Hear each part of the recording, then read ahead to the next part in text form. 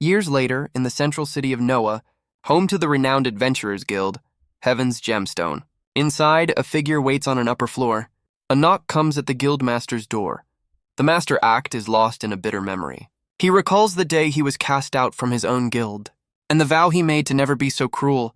Yet he looks at the boy before him with utter disdain.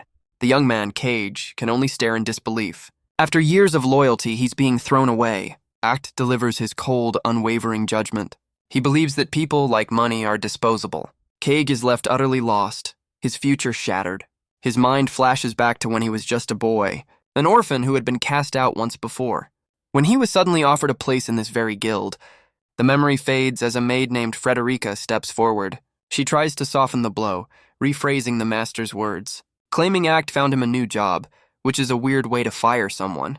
But our boy can only stare, completely bewildered by the situation. Act orders Frederica to hand over the documents. She presents them to a dazed and confused Kega. The papers detail a new life for him, a stable job, triple the pay, and even moving expenses covered.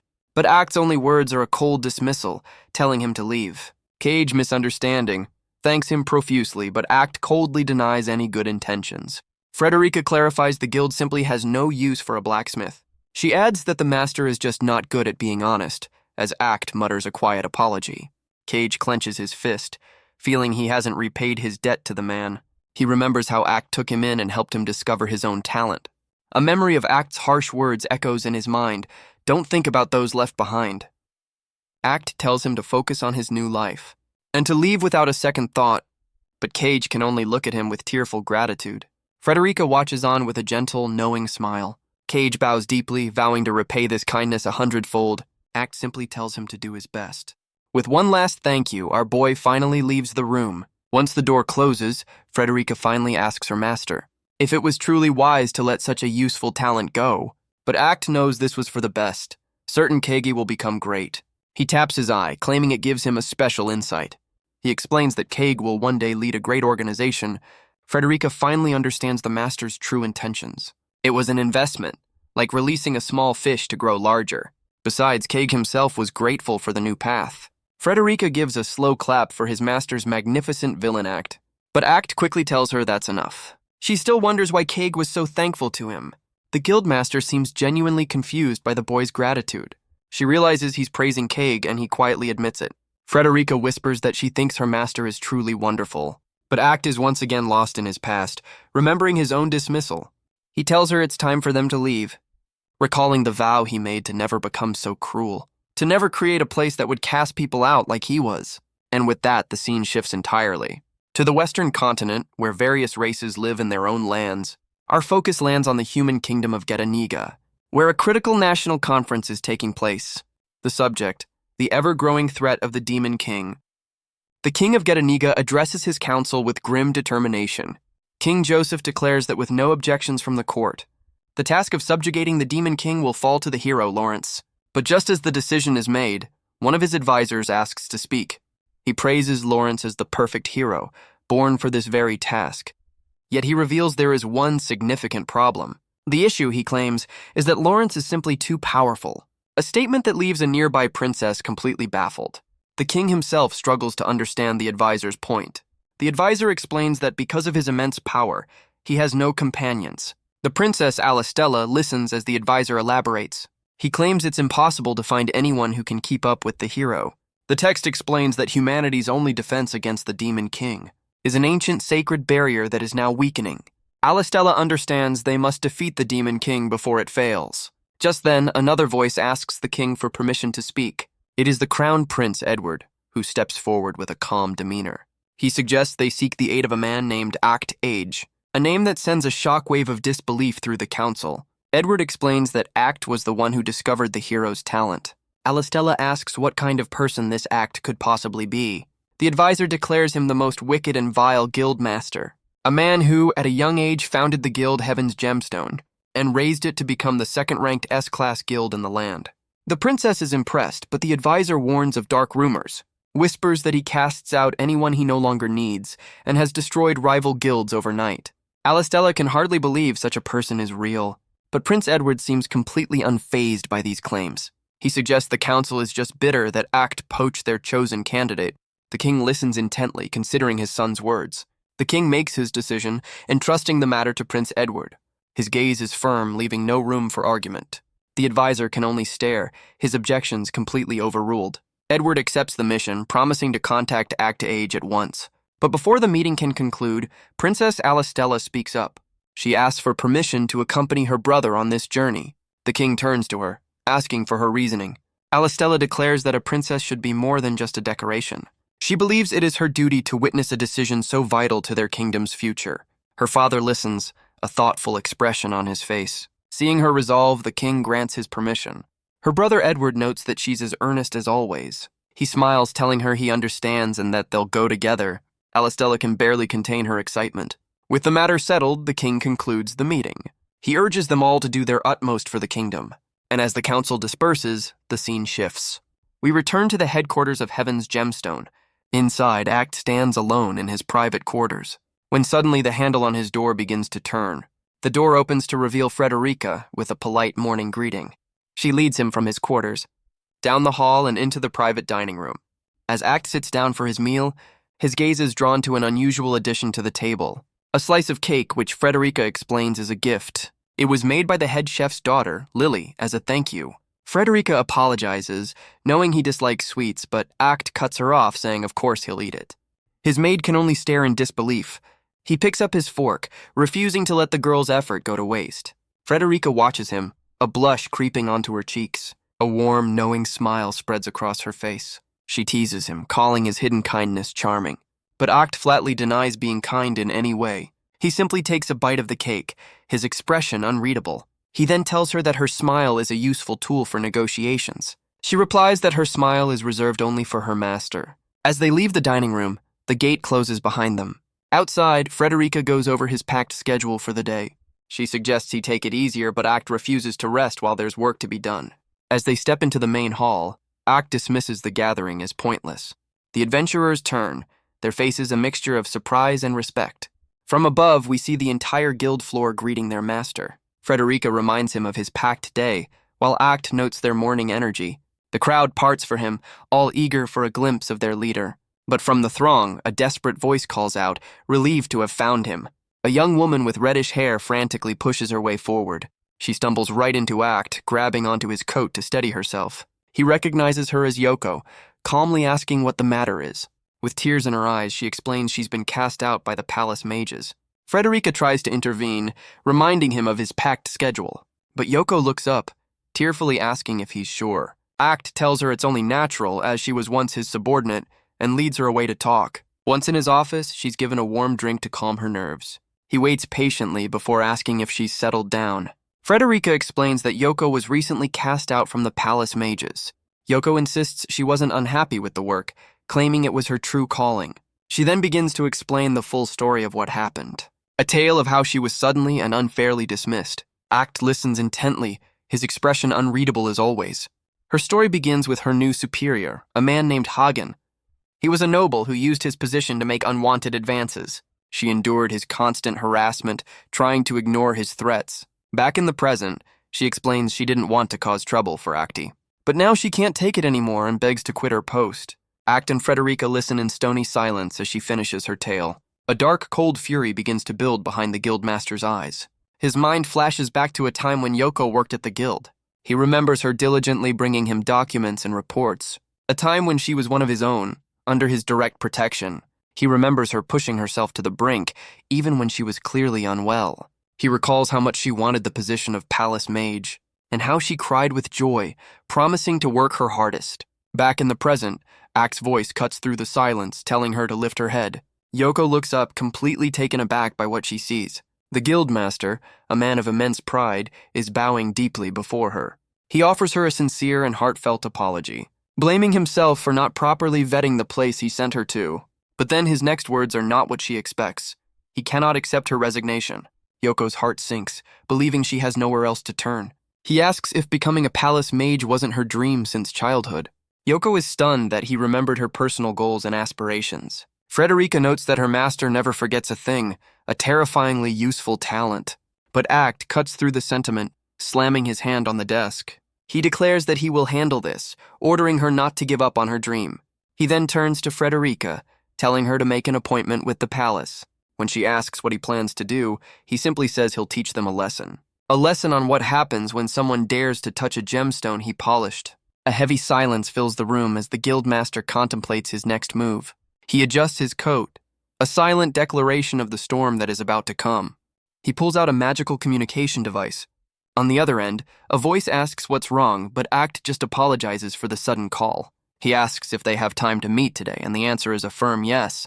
And so, Act arrives at the Palace Mage Corps headquarters. He introduces himself to the man in charge, apologizing for the intrusion. He even offers a small bag of coins as a gift. The man, Hagen, scoffs at the gesture, annoyed that a commoner is wasting his time. Act simply tells him he'll be brief, cutting straight to the point. He asks why Hagen has been harassing one of his former guild members, but Hagen just smirks, smugly asking if he has any proof. Yoko can only stare, horrified by his brazen denial. Hagen mocks him, saying that without proof he can twist the story however he likes. He then orders Act to leave, dismissing him as a mere outsider.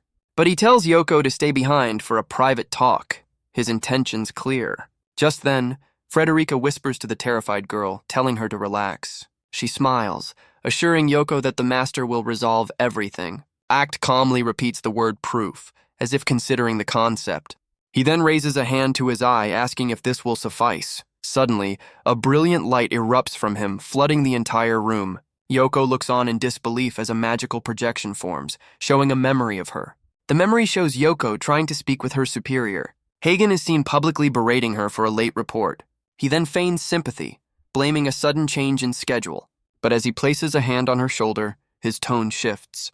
He claims he only scolded her for the sake of appearances, before revealing his true predatory intentions in private. Back in the present, Hagen stares in horror, realizing Act possesses a magic eye. Act confirms it, explaining his right eye can read the hidden past. He then calmly asks if Hagen understands the situation now. As the man panics, Frederica tells him to stop his pathetic display. Act raises a hand, his tone shifting to something more menacing. Hagen panics, deciding to destroy the evidence by force with a wind spell. But Frederica is already one step ahead, pulling out a small knife. She calmly hands the weapon to her master. With a single lightning-fast motion, Act's eyes narrow in concentration. He effortlessly cuts the incoming spell clean in two. Hagen can only stare, completely unable to process what just happened. He babbles in disbelief as Frederica bows, completely unfazed by the display. The corrupt noble is now frozen in pure, unadulterated terror. Before he can react, Frederica delivers a swift, punishing kick. She glares down at him, her voice dangerously low. She asks if he truly just tried to kill her master. But Act tells her to stop, explaining he saw the attack coming all along. He reveals that his right eye can read the hidden past, and his left eye can see all the hidden possibilities of the future. Hagen can only stammer, unable to process what he's just heard. He recognizes the legendary power, Chronosight, the eyes of the Time King. The noble panics, wondering how a commoner could possess such a rare ability. Act crouches down, telling him he's no mere outsider. He offers a simple deal, apologize to Yoko and promise to never do it again, and he'll pretend the proof never existed. Hagen, seeing a way out, eagerly agrees to the terms. He drops to the floor, begging for forgiveness in a pathetic display. Act confirms that Hagen is admitting his guilt and vowing to change. Yoko can only stare, unsure of what to believe. But Act tells her not to worry because this is far from over. Hagen's face falls, realizing he's been played. Act then turns his attention to someone else in the room, calling out to none other than Prince Edward himself. A nearby door handle begins to turn. The door swings open, revealing the guest Act had called. Hagen's jaw drops, stammering in utter disbelief. It's none other than Crown Prince Edward himself.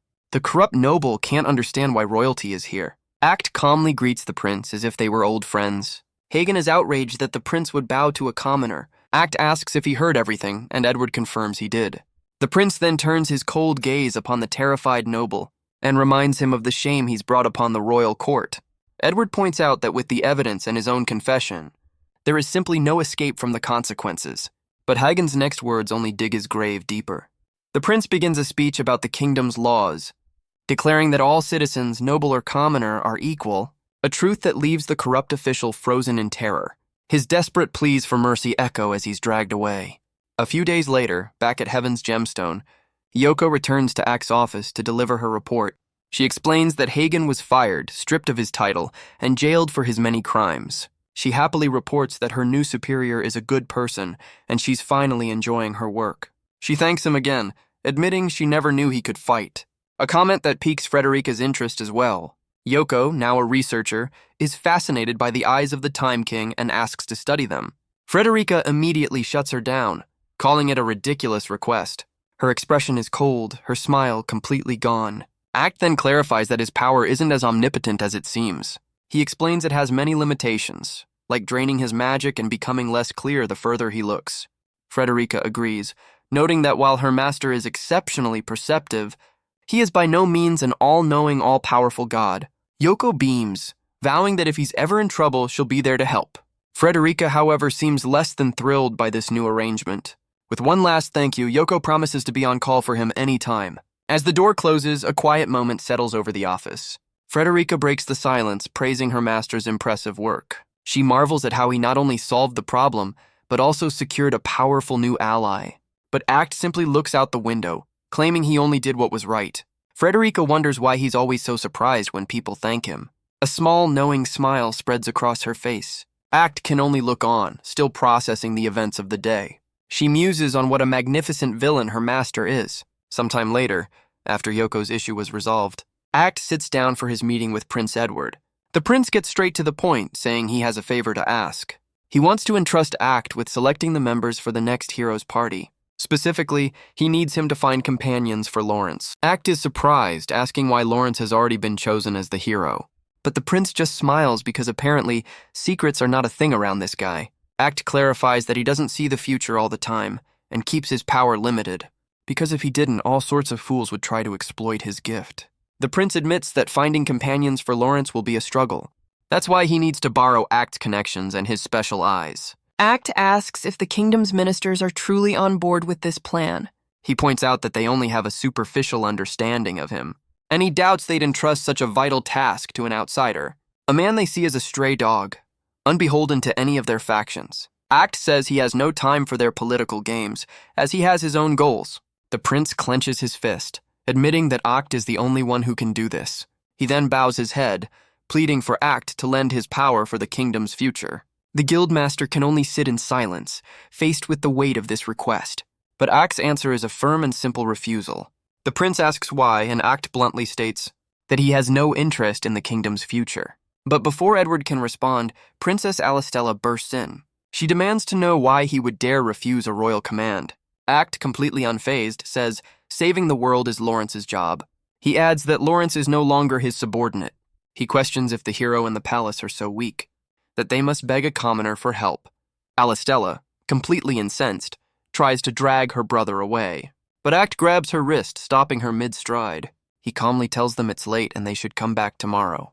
Alistella fires back, refusing to take advice from someone so presumptuous. As her brother leads her out, Act simply tells her to do as she pleases. Prince Edward turns back with a smile, apologizing and promising to return. Once they're gone, the guildmaster lets out a long, weary sigh. He mutters to himself about what a rude woman she was. He then asks Frederica if she was listening in. His maid stands by the door, surrounded by a terrifyingly dark aura. She admits she was tempted to bite the little girl for her insolence. Well, that escalated quickly. Act tells her to stop, calling her anger a waste of time. He pinches the bridge of his nose, clearly getting a headache from her fury. He calls out her name, trying to get her to calm down.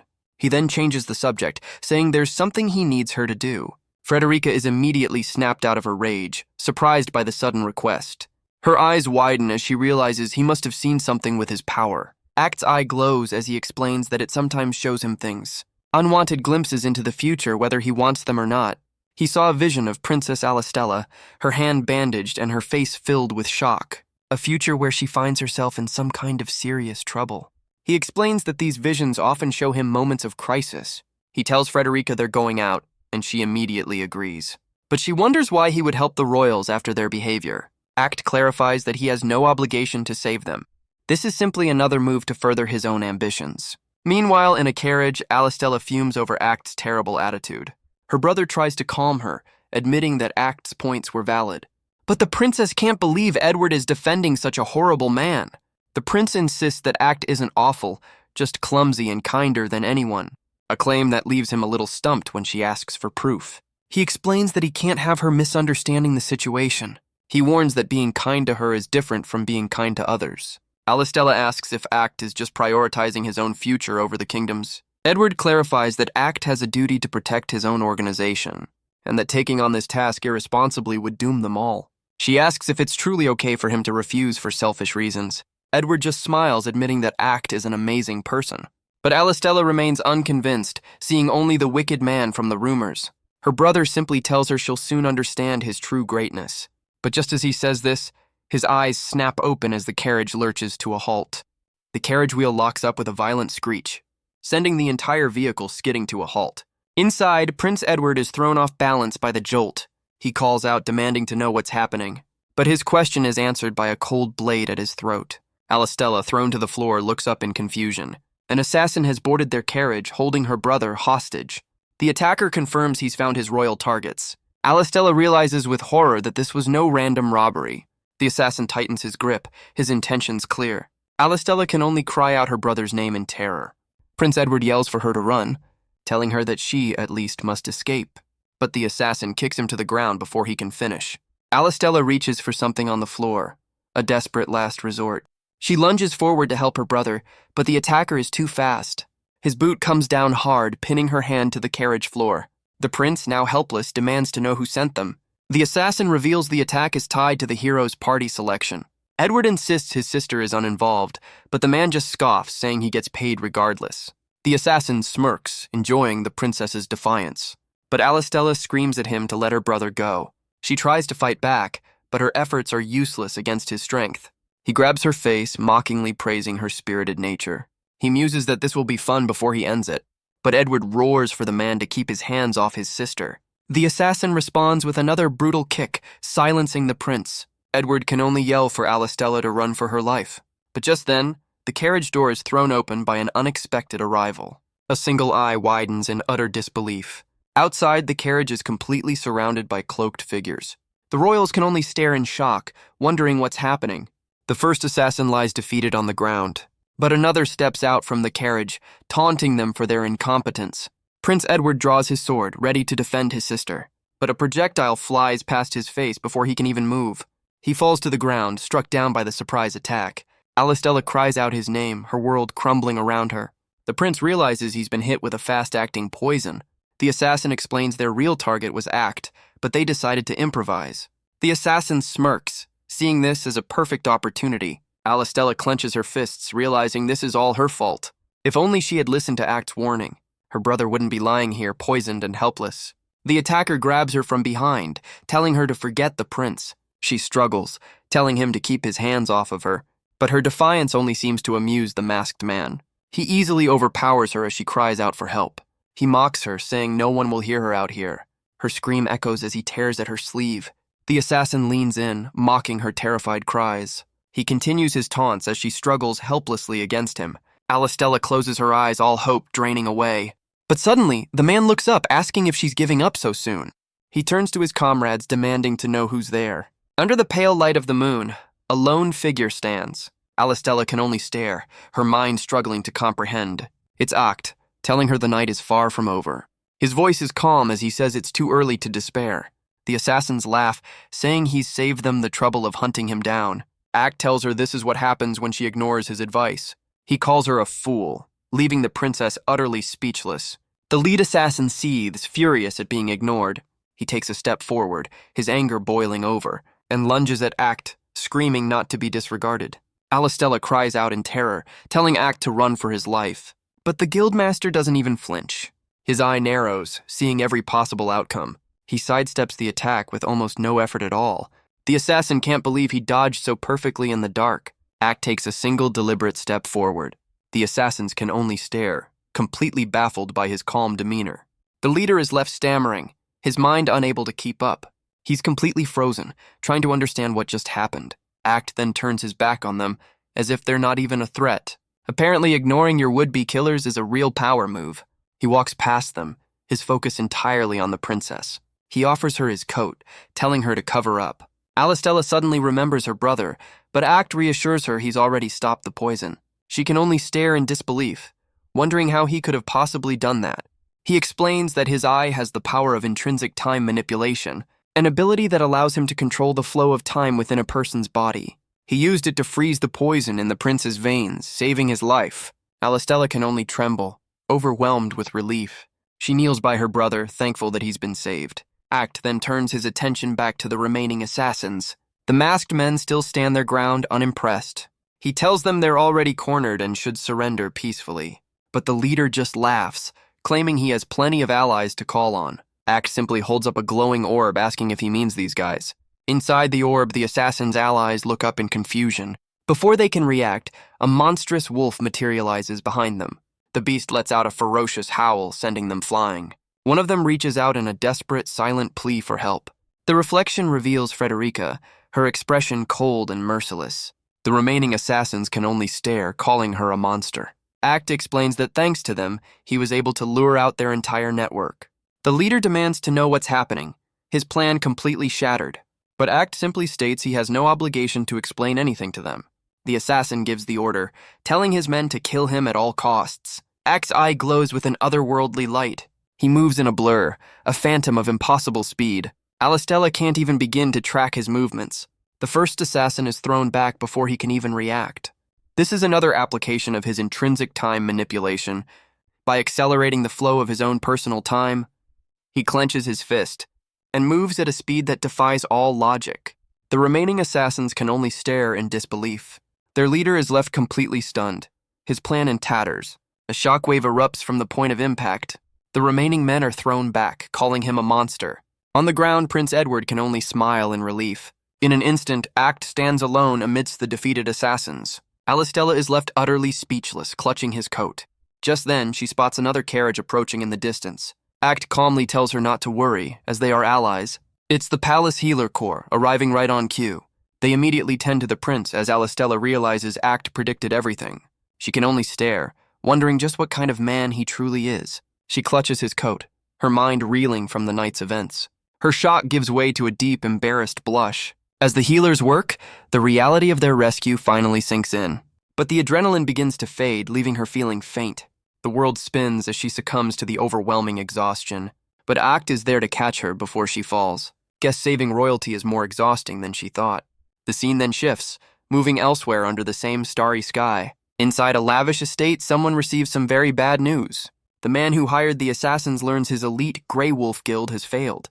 He dismisses his subordinate, deciding to handle the situation himself. He makes a call, a confident smirk on his face. But his call is suddenly interrupted. The news he receives is clearly not what he expected. His composure shatters, replaced by utter disbelief. Just then, the door opens to reveal an uninvited guest. Frederica presents him with a grim message from his failed assassins, a message bearing the unmistakable crest of the Grey Wolf's master. The man panics, demanding to know who she is. But Frederica only offers a cold, chilling smile in return. She adjusts her dress with a polite, almost mocking gesture, and introduces herself to Minister Bourne as a messenger from Act Age, declaring that she is the bringer of his end. The minister drops the message in his hand, completely stunned. He stammers, realizing this is all her master's doing. The crest of the Grey Wolf Guild lies on the floor. He recalls the phone call where Act declared it was checkmate. Act had told him the Assassin Guild was destroyed, and to ask the woman for proof.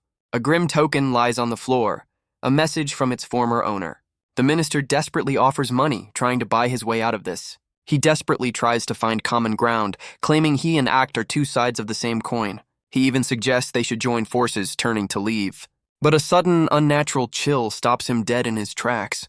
He looks down to find his feet frozen solid to the floor. Frederica's voice cuts through the silence, telling him never to compare himself to her master. The minister can only stare, his face a mask of pure terror. He stammers, finally realizing the true danger he's in. Outside the estate, a flash of light signals the end of the confrontation. Back inside, Frederica reaches down into the icy remains and retrieves a small ornate box, her mission complete. She reports back to her master that the job is done. Standing over the frozen aftermath, she notes how they turn the tables on their enemies. The next morning, an older man with a grand mustache greets Frederica nervously. He apologizes for arriving so early without an appointment. Frederica simply asks him what he wants. The man begs for Act to return to his old guild, calling him their hero. His hands tremble as he makes his desperate plea. He falls to his knees, admitting they were fools to cast Act out years ago. He peeks up at her, begging for her to consider his request. But Frederica's answer is a cold, simple refusal. She explains that from their perspective, there's no benefit in helping his guild. She tells him to leave, but as she turns away, the old man grabs onto her leg, begging her to wait. He tries to appeal to Act's reputation as a savior of the weak, but his words only seem to enrage the maid even further. She unleashes a terrifying aura, telling the pathetic man that's enough. Sharp shards of ice erupt from the ground, trapping him in place. He stammers that her master is supposed to offer hope to those in need, but Frederica clarifies that Act's kindness is reserved for the deserving, not the wicked. The old man is left frozen and speechless, his desperate plea falling on deaf ears. Her expression hardens into cold steel. With a snap of her fingers, the ice vanishes as she apologizes for her outburst. She tells him she understands his plea, but there's a condition. He must first try to rebuild his guild through his own efforts. After all, he cast out Act, so he should have the strength to stand on his own. But as he turns to leave, she offers one final chilling warning. If he tries any underhanded tactics, his life will not be guaranteed. The old man is left frozen, this time by pure, unadulterated fear. He scrambles to his feet and flees for his life. Frederica watches him go, her point having been made crystal clear. Frederica stands alone, her thoughts turning inward. She remembers the day she first met her master. A flashback shows a younger Act offering a place to a giant wolf. He told the beast it was a waste to let such power sleep, and that he needed its strength for the guild he was building. Back in the present, Frederica's eyes open with renewed purpose. She vows that she will be the one to protect her master and ensure that he can achieve his long-held ideals. The scene then shifts to a different building in the city. Inside, a voice asks what a young lady wants, while another explains they've come to offer thanks. The scene shifts to Act's office, where Princess Alistella bows deeply in gratitude. Act tells her that next time she should probably listen to his advice. The princess looks up, a slight blush on her cheeks. He clarifies that his warning wasn't out of malice, but genuine concern. Alistella seems to finally understand, addressing him with newfound respect. She then asks if he's aware that the Grey Wolf Assassin Guild has been completely annihilated. The captured assassins revealed everything, including the minister who was pulling the strings. The minister confessed to all his crimes, begging to never be let out of his cell. He was left a trembling, broken man. Alistella asks if it was Act who orchestrated this entire resolution. She asks why he would go to such lengths to help them, but Act coldly replies that he only did it for himself, explaining that if the royals were targeted, it would cause problems for his own associates. He reveals that he's already agreed to be an advisor for the hero's party selection. Alistella is stunned, realizing this was all part of a larger political game, but she still wonders why he refused the request in the first place. Just then, Frederica enters, carrying a mountain of paperwork. She tells the princess that she clearly doesn't understand her master at all. She slams the documents down on the desk with a heavy thud, and reveals that Act had always planned on helping the prince from the very beginning. She presents the documents as proof of her master's true intentions.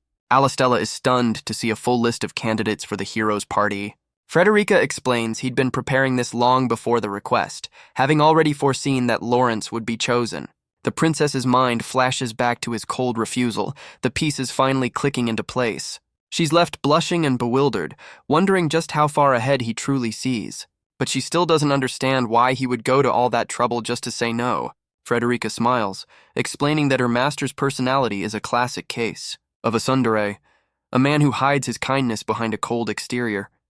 So basically, he's just really bad at being nice. Frederica beams, declaring she's the only one who truly gets him, as Act tells them to leave and stop wasting his time. Alistella can only clench her fist, her entire perception of the guildmaster completely shattered. She then makes a bold request, asking to be placed by his side, a statement that leaves both Act and Frederica completely stunned. Alistella explains she can't fully trust him yet and needs to see his true nature for herself. She admits it's a selfish request, but one she feels is necessary. To prove she's serious, she pulls out an official document and reveals it's a royal decree from her father, the king. Frederica immediately snatches the scroll, demanding to see it. Her face falls as she reads the order. Alistella is to serve as his aide until the hero's party is chosen. The document is even stamped with the guild's seal, making her an official observer. Frederica's rage boils over, but Act simply tells her to stop wasting her time. Act considers the royal decree, while Frederica stews behind him. He then announces that effective immediately, he'll permit her to serve as his aide, much to Frederica's disbelief. He tells his maid to teach the princess the ropes, a request that sends her into a silent, electrifying rage. Frederica stomps away, her fury practically a physical force in the room. She leads the princess out of the office, her displeasure clear. Her hand grips the handle, barely containing her anger. She turns back to deliver a final, furious warning to the princess. And with a resounding slam, the doors are shut. Act tells Alistella that while this is a formality, he expects her to pull her weight. The princess can only stare, taken aback by his straightforward demand.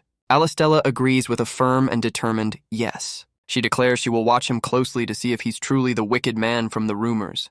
A slight blush creeps onto her cheeks as she makes her vow. Act simply closes his eyes, completely unfazed by her declaration. He tells her to do as she pleases, dismissing the entire conversation. The scene then shifts to a caravan of adventurers where a warrior shouts orders to protect their formation. Suddenly, a man cries out in alarm, spotting an enemy ahead. The adventurers realize this is the worst-case scenario, an opponent that would require an entire army. A massive, rock-skinned behemoth erupts from the ground before them. It lets out a deafening roar, its sheer size a terrifying sight. The lead warrior cries out in terror, warning of the beast's attack. The behemoth unleashes a devastating blast, seemingly impossible to stop. But a voice cuts through the chaos, telling them not to give up. A lone swordsman leaps forward, his blade held high. He positions himself directly in the path of the overwhelming force. The adventurers can only stare, completely dumbfounded by his arrival. He grips the hilt of his sword with both hands, and with a powerful swing, he cleaves the entire attack clean in half. The party is left speechless by this impossible feat of strength. The adventurers thank their savior, but he humbly dismisses their praise. He is none other than Lawrence, the hero of Dawn. He explains that he's traveling alone, having left his old party behind. One of the adventurers notes that it's because he's simply too powerful. After all, it's hard to find allies for a man who can fell a behemoth in a single blow.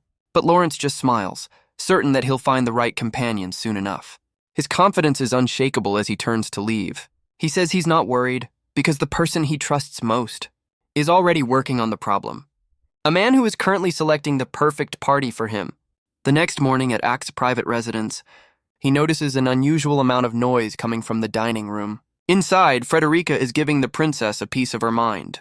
She declares that her bond with the master is unbreakable. Alistella, completely flustered, tries to process what she's hearing. She asks if that means they're lovers, a question Frederica seems to enjoy. But Alistella is suddenly interrupted by the master himself. He calmly greets them both, completely unfazed by the conversation.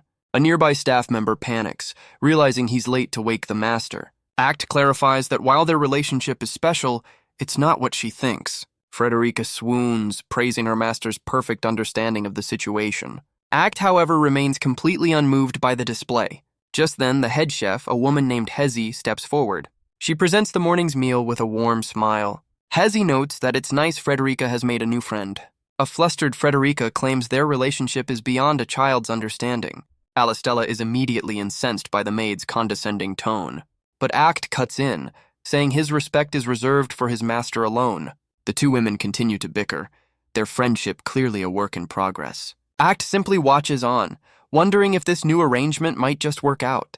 Hez just smiles, enjoying the morning's entertainment.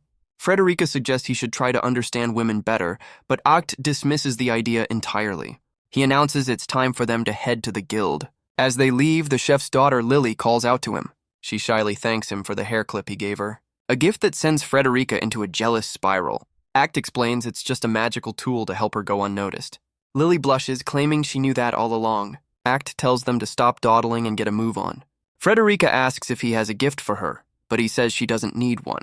As they enter the guild hall, two members greet their master, one asking about the new girl. Act introduces Alistella, calling her Alice, his new apprentice. The guild members are immediately excited, welcoming her with open arms. They immediately start making plans, asking about his next day off. But Act just tells them to get going, as Frederica swoons behind him. Alistella seems surprised, asking if the guild even has days off.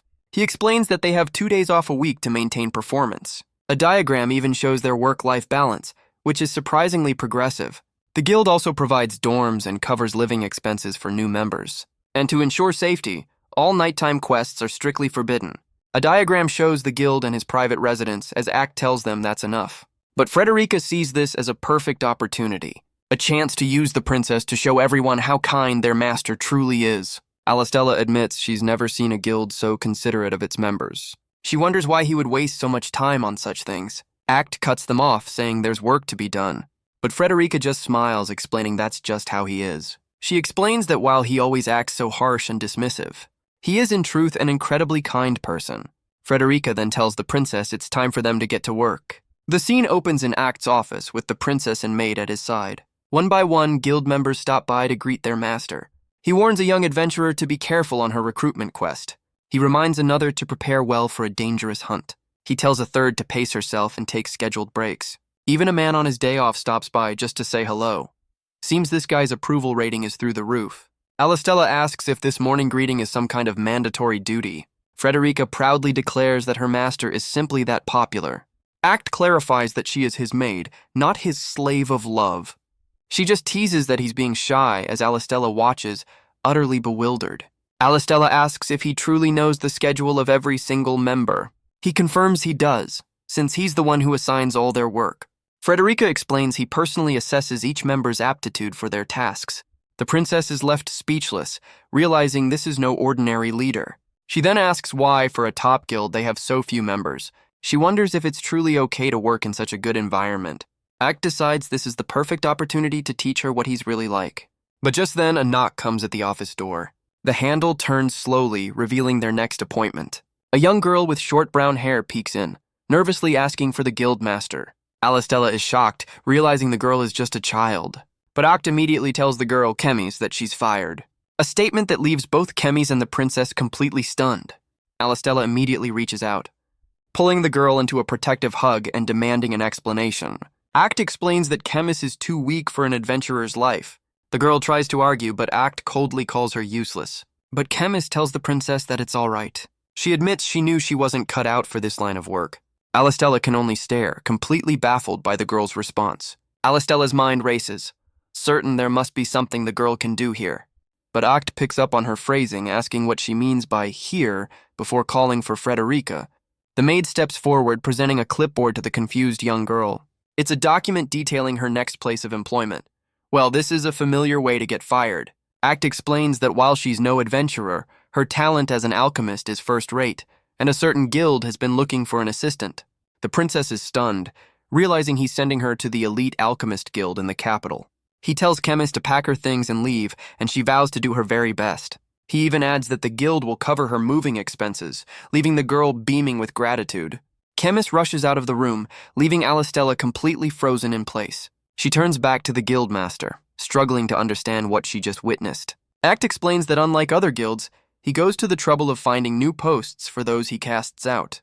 He claims it's all just a means to achieve his own ambitions, a word Alistella repeats in confusion. She asks if finding the hero's party is also part of this plan, and he confirms it is. The princess struggles to understand what kind of ambition requires such elaborate kindness. The day continues, with Act calling for the next person to be sent in. And as night falls, he finally declares the workday is over. Frederica notes that he fired 5 people in a single day, and Act admits it was a lot. He tells Alistella that now she must understand the kind of man he is, given his terrible reputation. But the princess disagrees, saying she sees a kind and considerate person, asking what he could possibly mean. Act claps his hands together, as if coming to a sudden realization.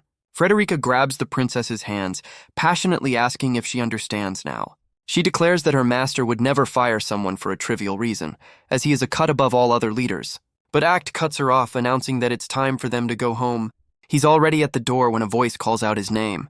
Downstairs, the guild hall is full of members, all asking him to join them for a drink. Alistella asks if this is a daily occurrence, and Frederica confirms they all wait for him. The princess can only stare, a blush creeping onto her cheeks. The members crowd around him, proudly declaring him the greatest master there is. The scene then shifts to later that night, under a starry sky. Back in his office, Act sits alone, still hard at work. A quiet knock comes at the office door. Frederica enters, offering her master a warm drink. He notes that he didn't ask, but she explains a good maid anticipates her master's needs. He tells her to just leave it, asking if she isn't also working late. He explains that he's busy with the quest from the kingdom. The task is to find companions for Lawrence, a hero so powerful it's hard to imagine anyone keeping up. But Frederica has no doubt that her master will see the task through to the end. Act takes a sip of his drink, asking if she has any candidates in mind. He admits there are a few, but one has a difficult personality, showing a vision of a female spear user. Frederica just smiles, certain that in his hands, everything will be just fine. He asks why she's so confident, and she explains he sees far more than any ordinary person, that whenever his golden eye shines, victory is sure to follow. He dismisses her flattery, but she just smiles in agreement. She places her hands gently on his shoulders, explaining that she's been watching him work tirelessly from his side. She leans in, pleading with him to take better care of himself. Act admits he was just about to head to bed anyway. A thought seems to cross Frederica's mind, her wolf ears twitching. He then asks for a quick shoulder rub, and she immediately brightens up. She offers a full massage, but he quickly shuts that idea down. The scene shifts to the Tamas Plains, where a group of adventurers spots a horde of orcs. A scout in a tree tries to get a head count, but the number keeps climbing. His eyes widen in disbelief as he realizes the true scale of the threat. It's not just a small group, but a full-blown army of 100 orcs. The adventurers below panic, realizing their quest briefing was dangerously wrong. One of them immediately tries to flee, yelling that this wasn't part of the deal. But a blonde woman in a witch's hat calls him pathetic for his cowardice. Suddenly, a powerful foot slams into the ground with immense force. The shockwave sends the fleeing man stumbling to his knees, and sends the entire orc horde flying as the adventurers wonder who this newcomer could be. The woman tells them to be grateful for her presence. She introduces herself as the genius Ulgar, telling them to witness her magnificent spear work. Her eyes burn with an unshakable confidence. The scene then shifts to Act's office, where Lawrence, the hero, has arrived. He greets Act with an almost overwhelming amount of energy. Alistella is completely starstruck, realizing she's meeting the real hero of Dawn. She introduces herself as Alice, as another man with them praises Act's fearsome reputation. Act, completely unfazed, simply tells them all to take a seat. The man with Lawrence notes that Frederica is nowhere to be seen. Lawrence points out that it's just been Alice lately, serving as Act's aide. Alistella sits awkwardly beside Act, her hands clasped in her lap. The man with Lawrence notes that Act has gained another person who understands him. Lawrence enthusiastically tells Alice to take good care of the guildmaster. Act cuts him off, asking why he's suddenly acting so familiar. He then confirms that today is the day he'll introduce the candidates for the hero's party. He tells them to wait, as the first one will be arriving any moment now. Just then, the office doors are thrown open with a dramatic flourish. A woman with long blonde hair steps in, calling out for the guildmaster. She introduces herself as Ulgar, the spear user, and notes Lawrence's presence. Lawrence, in turn, greets her with a bright and friendly smile. She boasts that with a spear in hand, she is completely unrivaled. Alistella is shocked by her brazen attitude in front of the hero. Ulgar then asks why they're all here, the pieces slowly clicking into place. Act explains that Lawrence is looking for strong companions. The spear user immediately understands the situation, and with a confident smile, she offers to join the party herself. Lawrence is ecstatic, eagerly accepting her offer. He declares she's exactly the kind of person he's been waiting for, as Alistella looks on, completely done with this conversation. Ulgar tells him to calm down, clearly enjoying the praise, but her smile vanishes, replaced by utter confusion. She turns to Act, asking what he wants, but he coldly tells her she's not fit to be Lawrence's companion. Ulgar fires back, claiming he has no right to say that, and that in her current state, she's simply not good enough. She turns to leave, announcing she's quitting the guild, declaring she'll join the hero's party and walk the path to glory. But Act just tells her to do as she pleases, much to Alistella's shock. Ulgar is overjoyed, believing this will make her even more famous. She tells Act to be proud that she was once his subordinate, but as she turns to leave with the hero, Act calls out her name. He asks what she could possibly want from him now. Act warns her that once she quits, there's no coming back. But she scoffs, certain she'll become famous and never look back. Act simply says he's relieved to hear it. With a final, mocking farewell to the guild, she turns to leave. Lawrence's companion watches the scene unfold. Act's expression remains completely unreadable. The hero seems a little taken aback by the exchange, but his confusion quickly turns into a confident smile, and with a final slam, the doors close behind her. Alistella wonders why Act is so angry at Ulgar's terrible attitude. She can't believe the disrespect, especially after he'd done so much for her. But Act simply turns the conversation back to the matter at hand. Alistella asks why he took such a roundabout approach to the problem. She wonders why he didn't just introduce them normally, but he gives a vague reply. He simply tells her she'll understand in about 2 weeks. Because of course he's going to be cryptic about it. And just as he predicted, 2 weeks later, Alistella bursts in with urgent news. But Act is already on a call, calmly asking what's wrong. On the other end, a panicked Lawrence reports that Olgar has disappeared. Alistella can only stare, completely stunned by this sudden turn of events. The scene shifts to a different guild hall, shaking with commotion. We find ourselves in a tavern somewhere in the city of Noah. Inside, the atmosphere is anything but cheerful. A mug slams down hard on a wooden table. It's Ulgar, ranting about the hero's brutal training regimen. She recalls Lawrence's impossible demands, like a 100-kilometer run. Overwhelmed, she had screamed that she was quitting on the spot. But now, having stormed off, she's filled with instant regret. Act's final warning echoes in her mind. There's no coming back.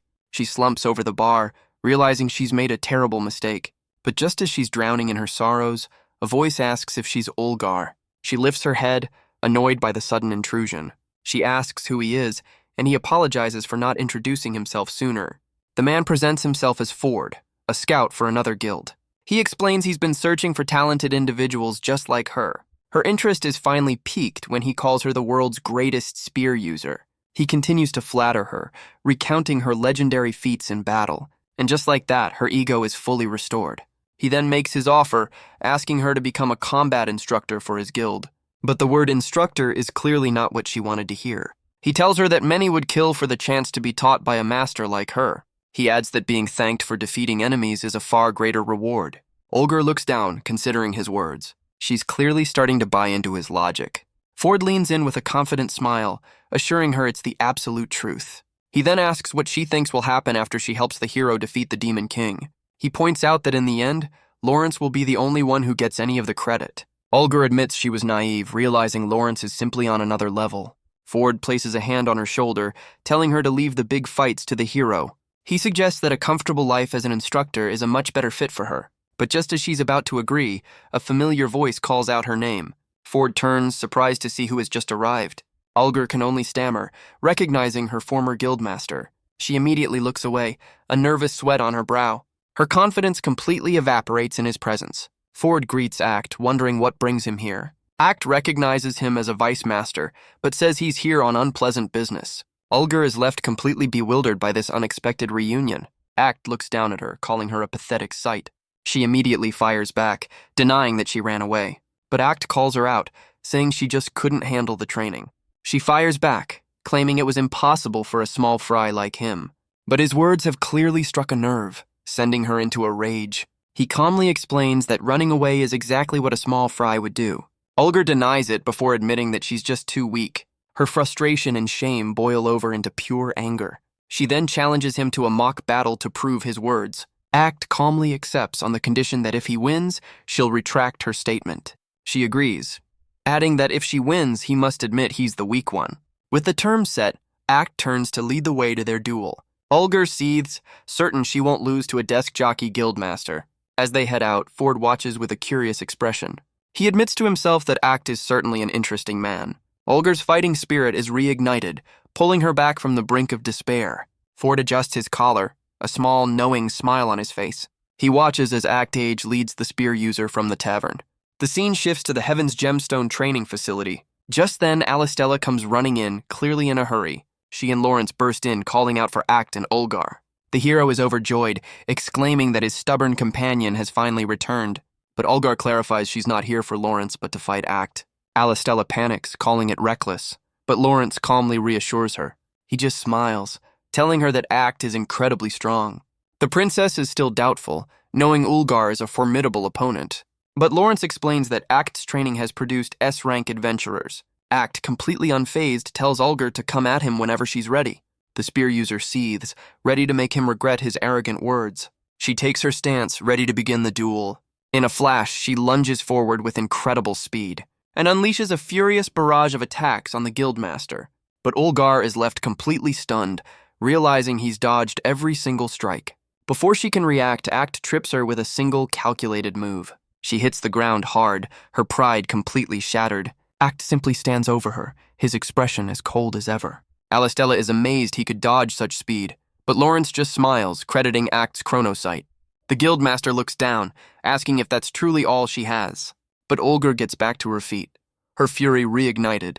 She unleashes another flurry of attacks, but Act dodges them all with impossible grace. He even stops one of her strikes with his bare hand. She channels her power into a final desperate attack, but Act simply stands over her, completely unimpressed by her efforts. He wonders aloud if this is truly the level of the hero's party. He asks if she's finally realized the truth of the situation. Olga gets to her feet, pointing out that he hasn't even moved. Lawrence explains that Act's true strength is defeating opponents without even fighting, as Alistella looks on in shock. The realization sends Olga into a silent, seething rage. She denies it, screaming that this isn't who she is, that she is so much more than this. She roars that she is the world's strongest spear user, a display that leaves Alistella speechless, while Lawrence just watches with a knowing look. She's shocked to feel a surge of power she never knew she had. A confident smirk spreads across her face. She leaps forward, unleashing her full strength, and slams her spear into the ground with incredible force. Her eyes burn with a furious determination. But Act simply sidesteps the attack, moving with an almost impossible grace. He even compliments her strike as he flips through the air. Olga can only stare, completely stunned by his agility. Her confidence shatters, replaced by utter disbelief. He lands gracefully as the ground where he stood erupts. His expression is completely unfazed by her attack. Olga can only scream in frustration from the floor. He looks down, telling her the truth has been proven, that she is, in fact, the weak one here. She struggles to her feet, her pride in tatters. She demands another match, refusing to accept defeat. But he simply turns his back, saying she'd lose 1,000 times, leaving her to crumble under the weight of his words. He then tells Lawrence that the rest is up to him. Lawrence gives a thumbs up, saying he understands completely. He then approaches the defeated Olga. He calls out her name with a reassuring smile.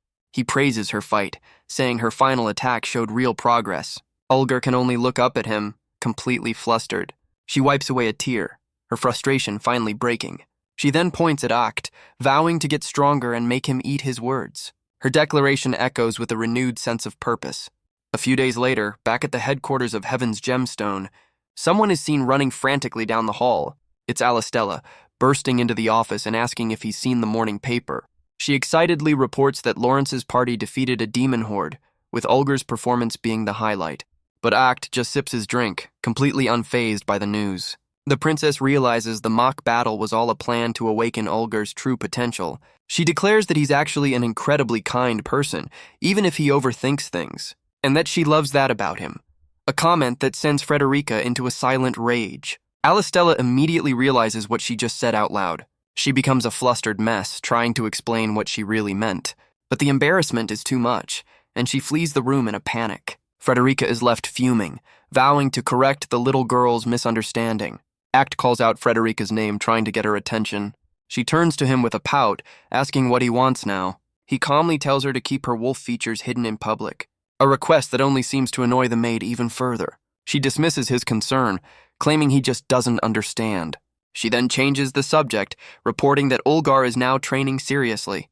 She reaches out her hands and wraps her arms around him, praising his brilliant roundabout plan. He dismisses her praise, but she insists she sees his clumsy kindness, though she admits with a knowing look that she might not be the only one anymore. She gently takes his sleeve in her hand, vowing that even if the world hates him, she will serve him until the very end. Act simply tells her to do as she pleases, as she notes he won't tell her to leave. The tender moment is framed by the office window. But they are not as alone as they think. A mysterious man with glasses watches from a distance, lost in thought. Back inside, Frederica leans against her master, whispering his name. The observer notes that the hero's party has grown, deciding it's time to report back. But a sudden realization gives him pause. He's stunned to recognize Frederica, a woman he believed was long dead. He recalls a memory of a wolf being cast into an abyss. He smirks, realizing his eyes hadn't been mistaken after all. For now, he decides to simply watch and see what happens. Back in the present, he continues his surveillance from a distance. He watches the guildmaster and his mysterious maid through the window, but Act's gaze shifts, as if he can feel he's being watched. The observer pulls back, his presence now known.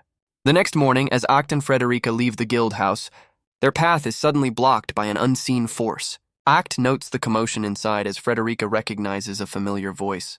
A woman with reddish hair rushes forward, calling out for the guildmaster. She barrels past a stunned Frederica and throws her arms around Acti, planting a very enthusiastic kiss on his cheek. Well, someone's happy to see him. It's Roselia, the guild's #1 vanguard, who says it's been too long. Frederica is consumed by a dark aura, muttering about how much Roselia must have missed her beloved master. Her jealousy finally erupts as she orders Roselia to unhand him, but Roselia simply notes that Frederica is still by his side. She then explains she has a new member she'd like to introduce. Act asks if this new recruit is useful, and she eagerly confirms. He tells her the timing is perfect, as he has business with her as well. Frederica is practically vibrating with rage, but when her master asks for tea, her mood instantly shifts, a shift that quickly turns to silent despair. Act wonders what's wrong, as Alistella notes he's as dense as ever. Back in the office, he asks Roselia what she wants from him. She blushes, making a rather forward suggestion for the evening, and even offers herself to him completely.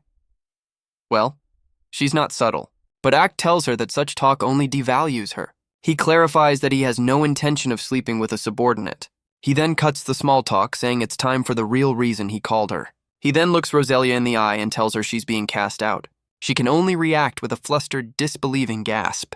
But before she can protest, a whirlwind of energy erupts in the office. From it emerges a young girl, demanding to know who would dare cast out her master. Act asks who this strange girl is, as Roselia identifies her as Mizari.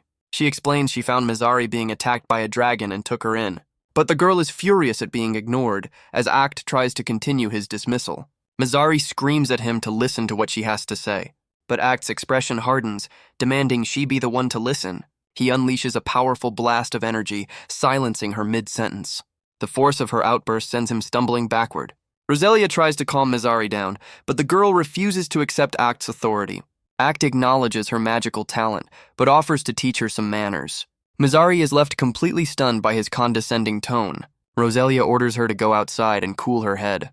Mizari blames Act for getting her in trouble, declaring she hates him, and with a dramatic swirl of magic, she teleports away. Roselia immediately bows, apologizing for the girl's outburst. But Act notes that despite her attitude, she's found a promising talent. As Frederica enters with tea, Act decides to accept Mizari into the guild. Roselia questions what he could possibly mean by casting her out. The scene then shifts to the treacherous Scylla labyrinth, where Mizari is still fuming, declaring how much she hates the guildmaster. A cat girl named Henri tries to calm her down, noting that at least he's handsome, while a masked mage named Rido adds that Act seems to see through everything, and a warrior named Bridge just wishes everyone would get on with it. Henri insists that Mizari is just misunderstanding their kind master, but Mizari fires back, reminding them he was about to fire Roselia. She then pauses, realizing there was more to that conversation, and turns to Roselia, asking what happened after she stormed out. Mizari points to a dead end, claiming it's a hidden passage, but Henri sees nothing. The cat girl realizes it's an illusion and prepares to investigate, but Roselia suddenly urges Mizari to hurry through. She stands silently for a moment, a strange look on her face. Henri panics, asking if she's trying to get them killed, but Mizari seems unconcerned. A hand passes through the wall, revealing the illusion. The party steps through into a hidden, crystalline cavern. Roselia explains she sensed a potential trap, but her magic confirmed the area was safe. Mizari is stunned, realizing it could have been a teleportation trap. Roselia warns her not to let her guard down, pointing to something ahead. Mizari excitedly points out a massive pile of treasure. The rest of the party can only stare in disbelief. But Roselia suddenly tells Mizari to fall back. The girl argues, wanting to share the loot with Roselia, but a hand suddenly lunges out from the pile of gold because of course it does. The treasure was nothing more than a monstrous lure. A magic circle suddenly activates, trapping them all. Roselia realizes it's a powerful teleportation spell. Mizari panics, certain there was no trap here before. As the light intensifies, they are whisked away to an unknown location. The party is sent hurtling through the teleportation spell. They land in a heap, with Roselia confirming everyone is accounted for. They find themselves in a vast, ornate chamber. Suddenly, a flash of light catches their attention. The torches lining the walls ignite one by one. Mizari panics at the sudden change, as Roselia senses danger. From the shadows above, a skeletal figure descends. Roselia immediately orders her team to prepare for battle. But before Mizari can even ask what's coming, she turns to see a monster lunging right for her. Roselia explains they've been teleported to the dungeon boss's room. Mizari realizes with horror what that means. The creature before them is the master of this entire labyrinth. As Mizari panics, Roselia tries to rally the team, telling them to stay calm. But their struggle is being watched from afar through a crystal ball. The mysterious observer from before smirks, pleased that his plan is working. He notes that Roselia is another potential hero in the making. And for his faction, she is a dangerous obstacle, one that he has decided must be eliminated. The scene then cuts back to the headquarters of Heaven's Gemstone. Back in the guild hall, a drink is suddenly spilled, as Mizari appears in a flash of light, sending a table flying. She begs for someone to help her master, screaming that she's going to die. Act and the others can only look on at the chaotic scene. From the upper floor, he calmly asks what's happened. Mizari explains they were caught in a trap and teleported to the boss room. The guild members realize the danger, as a boss requires a party of 30. But Act's only response is that escape is impossible. He calmly walks down, explaining they can't leave until the boss is defeated. He then asks the obvious question, how did she get here? Mizari explains she used a wind spell to create a clone of herself. Alistella realizes this means her real body is still trapped in the dungeon. Mizari admits it's her fault Roselia is in such grave danger, and with tears in her eyes, she begs them to save her master's life. The entire guild hall falls silent, looking to their leader for guidance. But they quickly rally, vowing to help their comrade in need. Just then, a man steps forward, calling their efforts useless. He points out that even Roselia, their strongest, is struggling against this foe. Mizari asks if he's suggesting they just abandon her. But before he can answer, Frederica leaps into action. She bows deeply, ready to follow his command. She calmly explains that all preparations are already complete. Act tells a stunned Mizari that it's time for them to leave. The other guild members rally around her, full of confidence. Mizari asks why they'd help after her behavior, but Frederica clarifies this isn't for her. Act explains that since he accepted the quest, the responsibility is his alone. And besides, it's far too soon to lose a talent like Roselia. Frederica tells the young mage that she'd be useless on her own anyway, but she smiles, promising that Mizari will soon understand just what kind of person their guildmaster truly is. He explains that compassion alone isn't enough to get things done, and so the rescue party arrives at the Scylla Labyrinth.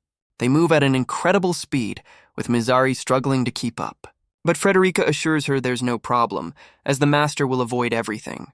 Mizari realizes with a shock that they haven't encountered a single trap or enemy. She can only complain as they continue their impossibly fast pace. In no time at all, they arrive at the ornate doors of the boss chamber. Mizari is stunned. They reached it so quickly using the proper route. Act and Frederica stand before the entrance, ready for what's inside. He turns to his maid, telling her it's time to go in. Inside, the battle is already well underway. Roselia holds her ground against the dungeon boss, her rapier clashing against its monstrous form. But she's shocked to find its skin is impossibly tough. The skeletal creature grins, enjoying her struggle. Roselia looks up as another attack comes crashing down. But she refuses to give in, preparing to counter. She channels her power into her blade, unleashing its true strength, and fires a devastating triple-pronged energy blast. The attack hits its mark, confirming that the beast can be wounded. The attack is a flurry of piercing light, a technique she calls the blooming triple thrust. The blast connects, staggering the skeletal boss. With the opening created, she prepares to finish it off, but the creature simply regenerates its wounds with a smug grin. Roselia leaps back, stunned by its impossible healing speed. She realizes this monster is seemingly inexhaustible. It's a war of attrition, and she's running out of options. She stands alone, realizing she's the only one who can fight, but a sudden realization fills her with a new sense of dread. But just as she's about to be caught in the crossfire, a hand grabs her arm. Act pulls Mizari back just in the nick of time. The young mage can only stare, calling out his name in shock. He orders Frederica to tend to the wounded, and in a brilliant flash of light, his maid transforms. A massive white wolf catches the incoming attack in its jaws. Frederica, in her true form, declares that she will be the beast's opponent. The dungeon boss recoils as its attack is effortlessly crushed. It can only stare, completely stunned by this new arrival. As Mizari looks on, Act steps forward to face the monster himself. Roselia asks if he truly came all this way just to save her, but Act denies it, claiming he was just summoned by the girl. Roselia just winks as Mizari's clone thanks him profusely. He then asks about the condition of the other party members. Mizari points to where her real body is maintaining a barrier. Inside, the rest of the team is wounded but being protected. Act's eye glows as he activates his time-altering power. He focuses his gaze on one of the wounded adventurer's legs, and in an instant, the gash completely vanishes. The party stares in awe as the pain disappears, calling him incredible. Mizari is stunned, realizing he didn't just stop the bleeding but erase the pain. Act explains it's an application of his time-altering power. He then turns his attention to the young mage herself. He praises her quick thinking and impressive defense, telling her she's done enough. Mizari is left completely flustered by the unexpected praise. She can only look on, her previous anger completely gone. The rest of the party gets to their feet, vowing to fight alongside him, but Act tells them to stand down, as he, Roselia, and Frederica will handle this. Frederica agrees, telling Mizari to focus on protecting the others. She lunges back into the fray, noting the boss's many troublesome tentacles. She unleashes a powerful blast of her own, dodging and weaving through the monster's attacks. A brilliant flash of light fills the chamber. Act realizes the boss has super regeneration, but he's confident the three of them are enough. He gives the order, telling Roselia and Frederica it's time to end this. Frederica lets out a powerful, chilling howl and unleashes a wave of ice that shatters the ground. The dungeon boss is caught completely off guard, its tentacles frozen solid in an instant, before shattering into 1,000 tiny pieces. But the boss simply regenerates its tentacles, its form shifting once more. Roselia is suddenly caught, her body wrapped in shadowy tendrils. The boss then unleashes a barrage of dark energy, aimed right at Act. Roselia cries out, refusing to let him be harmed. She breaks free and leaps forward with incredible speed, positioning herself to block the entire volley of attacks. She smirks, confident that she's secured their victory. But Act has already moved, leaping high above the monster's head. The boss looks up in shock, realizing it's been completely outplayed. Act clenches his fist, preparing to end this fight once and for all. He holds a small knife, ready to deliver the final blow. He declares that the price for harming his subordinates is a heavy one, a price that must be paid with its life. He unleashes his ultimate ability, Intrinsic Time Complete Stop. The dungeon boss is frozen in place, its eyes wide with terror. Act unleashes a devastating wave of pure, unadulterated power. The attack connects, shattering the monster's seemingly invincible form. The light in the creature's eyes begins to fade, and in an instant it is completely extinguished. Mizari can only stare as the dungeon boss crumbles into dust. Mizari can only stare, finally witnessing her master's true power, the full, terrifying might of the Guild Master of Heaven's gemstone. But such an ability comes at a heavy price. The strain is too much, and his body finally gives out. He collapses, completely spent from the overwhelming exertion. But Frederica is there to catch him before he falls. He can only lie there, exhausted but victorious. She praises his magnificent display of skill. With her master safe, she carries him from the crumbling dungeon. And together, they leave the battlefield behind them. His hand trembles from the immense strain. Frederica supports her master as the dust settles. Mizari calls out to him, her voice filled with concern. The boss's final thoughts reveal the truth of Act's power, a gaze that stops time itself. Roselia asks if he's all right, but he just turns away, saying it's time to go. But his body gives out, and he stumbles forward. Both Roselia and Frederica rush to his side, catching him before he falls. He tries to brush it off, claiming he's just a little dizzy. Mizari can only watch, a blush creeping onto her cheeks. Roselia just giggles, amused by his stubborn pride. She declares that he is, without a doubt, the greatest guild master. A few days later, back at the guild headquarters, Mizari offers a deep and heartfelt apology for her reckless behavior. She believes she's caused too much trouble and should leave the guild. She glances up at Act, her guilt weighing heavily on her. Mizari notes that his final attack clearly came at a great cost. She says she can't stay after harming him, but Act tells her it's too soon to leave. The young mage can only look up in surprise. He dismisses her concerns, saying it's common for new members to cause trouble. And besides, her support in the dungeon was magnificent. He then presents her with a document that materializes out of thin air. It's her official guild certificate, welcoming her to Heaven's gemstone. Her eyes widen, filled with a mix of shock and gratitude. Act explains that she admitted her fault and sought help, and he has no intention of casting out someone who can swallow their pride and do what's right. He tells her to continue supporting Roselia and the others. Mizari bows her head, completely overwhelmed with emotion. She bursts into tears, vowing to work her hardest for him for the rest of her life. Roselia watches on with a warm, knowing smile. She then adds that as punishment for their recklessness, Roselia's party will be on probation for a while. Roselia tries to take the blame, insisting the leader is always responsible. But Act orders her to take her team to the guild's seaside villa for half a month. He explains he'll cover all their expenses, leaving both Roselia and Mizari stunned. Mizari asks why he's smiling, but he simply brushes off her question. The young mage is left completely flustered by his unexpected kindness. Roselia, however, happily accepts the punishment, promising to get some rest. Act can only sigh as Frederica watches on with a knowing look. She teases him for being such a wicked master, sending his team on a paid vacation. And so, sometime later, at the guild's seaside villa, the party enjoys their well-deserved break. Mizari approaches Roselia with a question about their master. Roselia, relaxing in the sun, asks what she could possibly mean. Mizari wonders why Act would suddenly try to cast her out. Roselia explains it was all a plan to send her to join the hero's party, much to Mizari's shock. The young mage is stunned, admitting she didn't want Roselia to leave the master's side. Roselia sips her drink, asking if that's the only reason. She winks, asking if it's so strange to want to be near the one you love.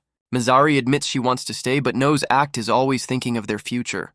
Henri chimes in, explaining his harsh words are meant to help them move on without regret. She adds that he's always thinking of what's best for them, which is why everyone loves him so much. Mizari admits she feels bad for what she did, but Roselia raises a hand to stop her. She explains that Act always takes responsibility for his subordinates' mistakes. Mizari is left blushing, moved by his kindness. Roselia looks up, a thought crossing her mind. She sits up, realizing she has yet another rival for the master's affection. Mizari is flustered, calling Roselia's reaction cute. Roselia teases her, asking if she's fallen in love with him. The young mage flies away in a panic, denying everything. The scene then shifts to Olgar, her expression filled with a new resolve. Frederica senses a shift in the romantic atmosphere. She begs him to declare her his favorite, but he insists all subordinates are equal, a statement that leaves his maid sighing in exasperation. But her expression quickly turns serious. She asks why he's returned to the now empty boss chamber. He explains he was bothered by Mizari's claim about the trap. His eye narrows as he concludes it wasn't a trap at all. He reveals that someone intentionally cast a spell on Roselia's party. Frederica realizes this would require an incredibly powerful mage. Act deduces the spell was cast from a distance, wondering who the culprit could be. Frederica realizes the culprit is no mere human to have cast a spell outside his sight. Act senses her rising fury and tells her to calm down.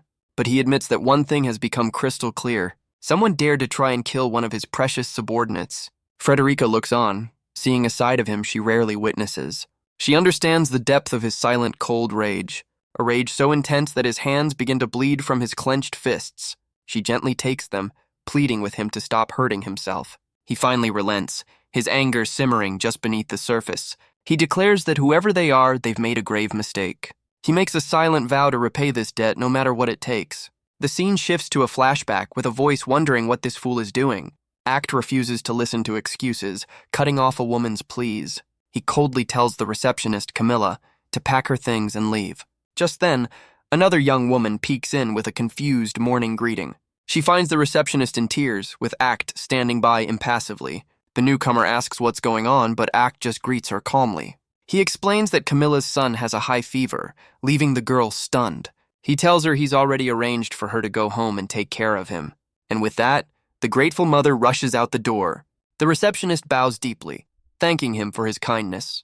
Alistella is moved by his compassion, thanking him on the woman's behalf. As the grateful mother hurries out, Alistella watches her go. She turns to Act, calling his actions incredibly kind. But he just dismisses it, claiming he didn't want her spreading germs. Alistella can only giggle, seeing right through his tough guy act. Her perception of him continues to shift with every passing moment. Later that afternoon, another guild member is called into the office. Act tells the man to be quiet and listen to his orders. The guild master simply tells him he's been a great help, but it's time to leave. The doors close behind the dismissed guild member. Leaving the office in a heavy silence, Alistella peeks back in, asking about the man he just fired. Act explains the man asked for time off, so he was cast out. The princess is horrified to learn the man's mother had collapsed. But Act reveals he's already arranged a new job for him near his hometown, a job that will allow him to better care for his family. He wonders why people can't see the logical choice when it's right in front of them. Alistella's eyes light up, seeing the kindness behind his cold logic. They both look out the window, the princess's view of him changing once again. The man he just dismissed turns back with a grateful cry. He vows to repay this kindness for the rest of his life. From the window above, Act and Alistella watch him go. A small, satisfied smirk plays on the guildmaster's lips. Alistella marvels at how he cares for those he casts out. She's left speechless by his complex brand of kindness. But just then, a voice calls out from somewhere nearby. It's a desperate cry for the guildmaster. Alistella suddenly declares that she's had enough and wants to quit. She collapses onto his desk, completely overwhelmed by the day's events. Act looks over a document, declaring it useless and that he won't allow it. Alistella, meanwhile, is draped dramatically over his desk, claiming she's at her limit. A new woman with long blonde hair asks if the princess truly wants to quit. She explains that the girl on the desk used to be one of them, before leaving to become a guildmaster herself. Alistella is stunned to learn this woman is a guildmaster, despite looking so young. The woman just gives a playful laugh at her reaction. She introduces herself as Rita, the master of the Magic Tool Guild. She then grabs Alistella's hands, asking to get along. The princess asks if Rita is the one who wants to quit her job. But Rita immediately denies it, saying she could never stand being in charge of others. She complains that being a guildmaster is simply impossible for her, and then immediately asks if she can come back and work for him again. But Act reminds her it's been 3 years since she took the post. He points out that her guild's performance has only improved under her leadership. Rita claims it's all just a coincidence, trying to downplay her own success. She sighs, clearly not believing her own words. Act gently places a hand on her head, telling her he knows she's been trying her best. He declares she has a hidden talent for leadership and he'll personally guarantee it. Rita is left a blushing, stammering mess. She quickly makes an excuse to leave, completely overwhelmed by his praise. She can only stammer out a flustered agreement. Before giving a cheerful salute, promising to bring him her next creation, Act notes that he expects great things from her, as Alistella watches in disbelief. The princess is left completely bewildered by the entire exchange. Act admits that he'll never understand people like her. Alistella wonders why anyone would want to come back after finding a better job. Act just closes his eyes, clearly done with the conversation. He asks what's on her mind, but she quickly says it's nothing. He admits that Rita is an interesting person, whose expressions change often. As the day ends, the scene shifts to the guild hall at night. The guild members are enjoying a lively evening. Alistella takes a sip of her drink, a blush on her cheeks. She marvels at how good it tastes, a new experience for her. She notes that both the drinks and the food are all incredible. Roselia explains that Act found all the talented staff himself. The princess is impressed, saying everyone here is amazing. But Henri, the cat girl, peeks out to correct her. She greets the princess with a cheerful smile, explaining that Act took her in after she was cast out for having no talent. Henri explains that Act found her hidden talent, and without him, she would have been left to die. She says that everyone here truly adores their guildmaster. Alistella watches Act in the distance, her mind reeling. She wonders if it's true that they all genuinely like him, but her doubt remains, unable to reconcile the two sides of him. After all the praise she's heard, she wonders if the wicked man from the rumors is the real him. Roselia just sips her drink, a knowing blush on her face. She then turns to Alistella, telling her she is greatly mistaken, and declares that she loves her guildmaster more than anything. The entire guild hall erupts in agreement. A fellow member tells her they're far beyond just liking him. He declares that they all absolutely love their guildmaster. Alistella can only blush, the truth finally sinking in. They ask if she agrees that Act is a truly kind person. Another member chimes in, certain that Alice understands. The princess is left completely flustered by the sudden attention. Henri leans in, asking if she's also fallen for the guildmaster, a question that sends Alistella into a sputtering, drink-spilling panic. She can only stammer, unable to find the words to deny it. A woman with glasses agrees it's only natural to fall for him, as Alistella tries to deny it. But a voice cries out, grabbing the guild's emblem to stop the conversation. The entire room turns to Roselia, who stands silently at a table. The person who interrupted has fallen to the floor, as the others look on. Roselia then points forward, declaring that the guildmaster is hers. A heavy silence falls over the entire guild hall. But her claim sparks a massive argument among the other members, as they all start fighting over who loves him the most. Roselia then gets right in Alistella's face, calling her by her nickname, and asks what the princess could possibly be thinking, dedicating herself to him. She declares her undying love for him as Alistella tries to calm her down. But just then, the guild hall doors swing open, revealing the man himself. Roselia snaps out of her daze, her face flushing with embarrassment. Act demands to know why they're making so much noise at this hour. He explains the commotion was so loud it reached his private residence. He rubs his head, complaining that they're disturbing his sleep. His gaze hardens as he tells them they have some nerve. The entire guild immediately erupts in a flurry of panicked apologies. He slams the door, ordering them all to go home and get some rest. But a moment later, he's at the table with them, agreeing to one last drink. Roselia leans in, explaining that his anger was just another form of kindness. She claims he was just worried they'd drink too much before work.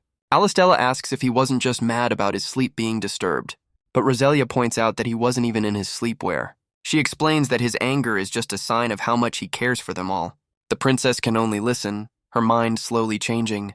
While other guilds treat their members as disposable tools, Act treats every single one of them with respect. Alistella finally admits that he's a truly good person, a realization she can no longer deny. Alistella admits that her impression of him as a good person wasn't wrong in the slightest. Roselia agrees, saying his smile makes it obvious he's the best.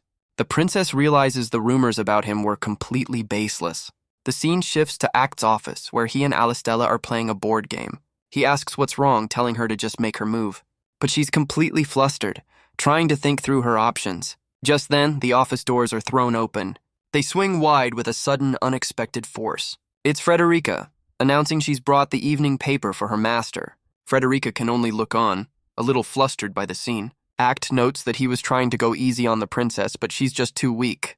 Alistella slams the paper down, insisting she was a top player back at the palace. Frederica asks about the next member for the heroes' party. Act admits that finding a mage who can keep up with Lawrence will be a challenge. He suddenly tells Alistella to get ready, as they're heading out. The princess protests, insisting their game isn't over yet, but Act makes his final move, placing his piece on the board. Frederica announces his checkmate, completely in awe of his skill. He tells Frederica to handle the rest as he leaves, much to Alistella's annoyance. And so Act and the princess set out in a carriage. Inside, he begins to explain the reason for their journey. Alistella asks where they could possibly be heading. He hands her a newspaper, telling her to read the top story. It details a dungeon explosion where everyone miraculously survived, and Act says their next candidate is near the site. The princess asks how he knows this is related to the hero's party, and he tells her to read carefully. She notes the cause of the blast is a mystery, and he asks for her theory. She proudly suggests it was a powerful mage, a theory that immediately gets a failing grade. Act explains that if it were a deliberate attack, it's odd that everyone survived. He reveals the true culprit is likely a flame dragon, currently in its aggressive breeding season. He explains that for everyone to survive, a powerful mage must have been there to protect them. A few days later, their carriage arrives in the town of Raverno. They head straight for the local adventurers' guild to investigate the incident. Inside, the local guildmaster, Gallery, explains he thought everyone was done for. He asks for the name of the person who first reported the incident and is told it was a man named Irai. Act considers the name, noting that Irai is just a rookie adventurer. Gallery adds that while the boy is earnest, he's often bullied for his lack of talent. Act asks where he can find this party, and Gallery points them toward a local tavern. With a quick word of thanks, Act and Alistella head out to find their candidate. The local master can only watch them go, a little stunned by the sudden visit. They arrive at the tavern, their destination in sight. Alistella asks if he's certain this Irai is a mage worthy of the hero. Act dismisses her doubts, saying speculation is a waste of time. Their first and only priority is to find the person in question. The scene shifts inside the bustling local tavern. Act and the princess step inside, their presence drawing little attention. They quickly spot the party they've been looking for. A young man with a friendly smile seems to be the leader. Act approaches their table, asking for a moment of their time. He asks if the man is the leader of Irai's party, but the name only seems to confuse him. The man slams his hand on the table, denying everything. He clarifies that he already kicked Irai out of his party. Alistella asks why, but Act coldly calls the boy useless trash. The leader agrees, claiming Irai was always causing them trouble. The rest of the party chimes in, blaming the boy for the dungeon incident. Alistella is horrified by their words, but Act stops her from speaking. He simply tosses the man a bag of coins, thanking him for the information. The leader smirks, pleased that Act has saved him the trouble. Act turns to leave, telling Alistella this is beyond her comprehension. Outside, the princess asks why he stopped her from intervening. She argues that without Irai, things would have been much worse. She fumes over the injustice, but Act simply says her anger is a waste of energy. He turns away, a thoughtful look on his face. He tells her it's about to rain and they'll continue their search tomorrow. But from a nearby window, a young man watches them leave. It's Irai, walking through the market with a faint glow in his hand. Just as Act predicted, the sky opens up and rain begins to fall. He and the princess are forced to run for cover. The sudden downpour soaks them as Act urges her to hurry. But as they run, they find their path blocked by a lone figure in the rain. It's the young man from the window, Irai. Act stops, his expression unreadable as always. But his eyes tell a different story, one of recognition. Alistella looks on, confused by this sudden meeting. She finally recognizes the boy, and Act confirms her suspicion. He tells her to go on ahead to their inn, leaving the princess completely baffled by the turn of events. The young man stands alone, soaked by the downpour. Act approaches, confirming that he is, in fact, Irai. The boy can only look up, completely stunned by the question. The boy nervously asks who this stranger could possibly be. Act calmly explains he was looking for him and tells the boy to follow. Irai is taken aback, asking what business he could have with him. The young man is clearly overwhelmed by the sudden attention. He bows deeply in confusion as Act assures him he means no harm. Irai's eyes widen as the guildmaster simply repeats his command. Act's gaze is firm, leaving no room for argument. The boy can only agree, following him through the rain-soaked streets. They soon arrive at the inn where Act and the princess are staying. Inside, Alistella complains about his cryptic methods, calling them a waste of time. Act explains the situation, as Alistella teases the flustered boy. The princess is surprised when Act calls her by her alias Alice. He hands Irai a key, telling him to get cleaned up first. But he clarifies this isn't out of kindness. He just doesn't want the boy catching a cold and causing more trouble. Alistella gently tells Irai it's best to just accept the gesture. The young man can only let out a long, weary sigh. He hesitates outside the door to his room. Act calls out from across the hall, asking what the holdup is. Alistella finally pushes the boy inside, telling him to just go in. Act can only stand there, processing the day's events. He decides to just go with it, heading into his own room. The door closes behind him, finally giving him a moment of peace. But just as he's about to relax, a sudden scream echoes from nearby. He looks down to see a pair of wet feet on his floor. It's Alistella, fresh from a bath and blushing furiously. She freezes in place, realizing her mistake. Act turns, completely caught off guard by the intrusion. The princess lets out a panicked cry and immediately covers her face in utter embarrassment. She looks up at him, completely flustered by the situation. In her panic, she stumbles and falls right on top of him. She covers her face, mortified by the accidental encounter. The princess is left a blushing mess, having tackled the guild master. Act, however, seems completely unfazed by the turn of events. He calmly tells her to go and get some clothes on. But her towel begins to slip, adding to her panic. She struggles to cover herself, her embarrassment reaching its peak. A few minutes later, they sit in a tense silence in his room. He offers her a drink, telling her to calm down. Alistella can only offer a flustered word of thanks. He asks how long she plans to hide in the corner. She snaps back, declaring he has to take responsibility for this. Just then, Irai enters the room, asking who they are. Act introduces himself as the Master of Heaven's Gemstone, a name Irai recognizes, but he quickly dismisses any notion that he's a compassionate savior. The boy is confused, as the guild has a reputation for being a good place. Alistella confirms that this is, in fact, the real Act age. Act hands the boy a document, telling him to forget all that. He then gets straight to the point, telling Irai he's here to scout him. But Irai insists there's no point in scouting someone as useless as him. Act asks why he's so quick to make that assumption. He points out that it was his former party who judged him, blind to the hidden potential that Act can clearly see. Irai denies it, claiming he has no great talent like Ulgar. He's only ever been a burden, treated like a jinx by everyone around him. But Act cuts in, reminding him it was he who saved his party from the dragon. The boy can only look down, insisting that no matter what he does, he's useless. Act slams his hand on the table, ordering Irai to lift his head. He declares that what the boy calls a fluke is just a fraction of his true power, a fact he will personally guarantee. A single tear forms in the boy's eye, his hope rekindled. Act tells him he has a magical talent greater than anyone else's, and that he should trust him and come to his guild. Irai can only look up, completely stunned by the offer. He sees an unwavering honesty in the guildmaster's eyes. The boy wipes away a tear, admitting he was about to give up. But for the first time, he decides to trust someone who believes in him. He looks up with renewed determination, accepting the offer. Alistella congratulates him as he vows to do his absolute best. Act's expression shifts into a sinister grin, promising to train him personally, a promise that leaves the young mage instantly regretting his life choices. And so, Irai's special training begins with him already out of breath. The young mage pants, claiming he's already reached his limit. His body trembles, completely overwhelmed by the physical exertion. Alistella can only watch, wondering what this is all about. Act sits nearby, overseeing the session with a training sword in hand.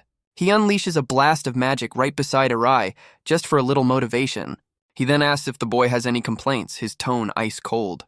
The training continues, with Irai now forced to run while dragging a heavy load.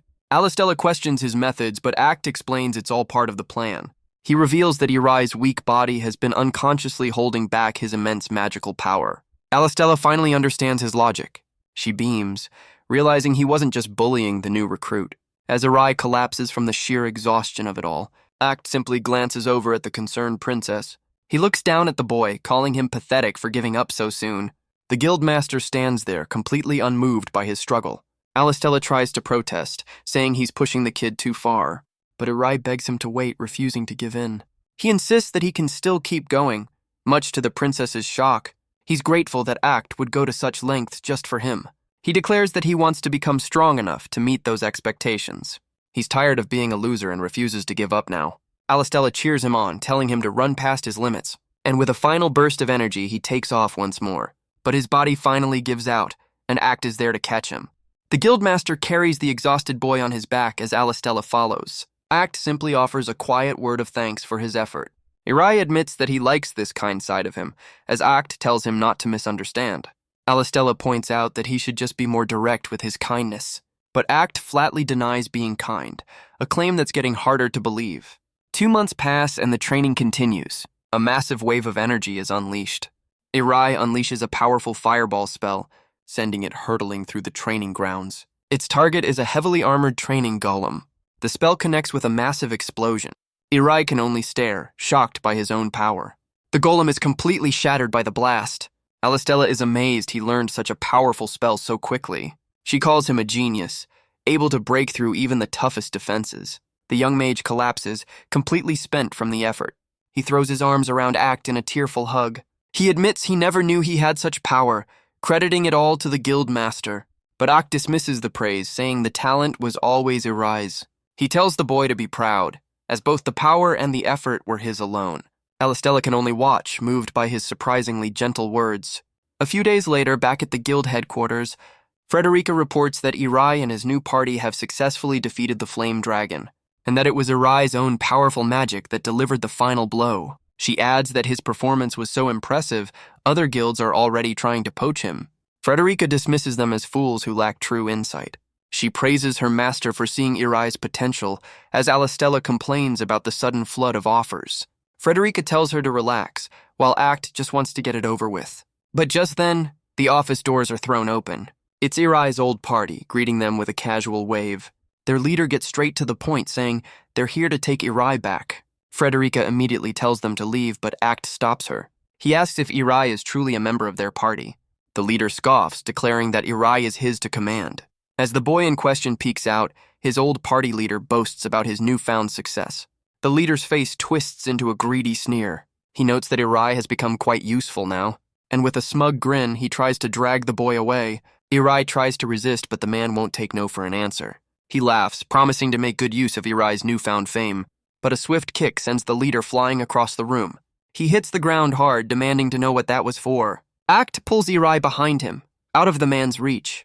He calmly explains that the boy is still in the middle of his training, and that he would never hand over such a talent to a fool like him. The former party leader picks himself up, his group rushing to his side. He clutches his stomach, furious that Act would dare to get physical. But Frederica's eye narrows with a cold, dangerous glint.